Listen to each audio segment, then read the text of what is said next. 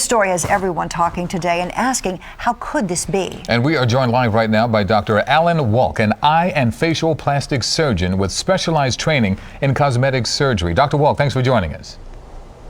Thank you for having me.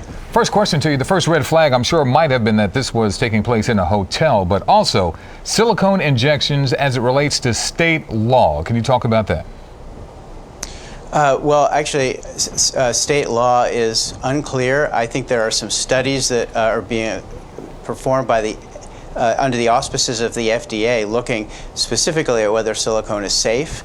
But in general, silicone is given in small amounts. It's called microdroplet form. Whereas these injections, I presume, were in large quantities to an area that's relatively unsafe and unforgiving.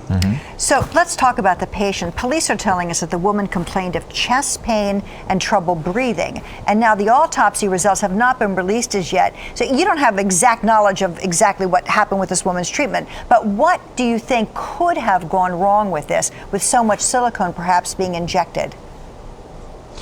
Well, it sounds very much like the silicone may have migrated into the vessels and made its way into the lungs and caused what's called a pulmonary embolus, which either in microemboli form, which are small emboli, or a large embolus, could result in disruption of breathing, interruption of ventilation so that oxygenation wouldn't occur, and the heart could have stopped, or an arrhythmia, the heart could have beat in a funny fashion. Wow. Now, doctor, for those who want to go this route and enhance the buttocks, if you will, there are safe procedures, aren't there? What might they be? Well, these procedures, which incidentally I don't perform, are the Brazilian butt lift, which actually is an injection of fat which is harvested from elsewhere in the body, usually from an area that's relatively where it would be nice to remove it, and then purified and placed in the buttocks in a high location, and that's relatively safe. There's also implants that can be used that are made out of silicone that's wrapped in polyurethane that can be implanted.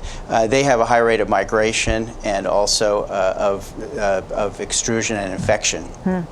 Well, we appreciate the insight, Doctor. Yeah, yes, thank you indeed. very much. Thank you so much for joining us this afternoon. Sure. We appreciate it. Sure. We will be following this story with the latest on Eyewitness News later today at 4 o'clock.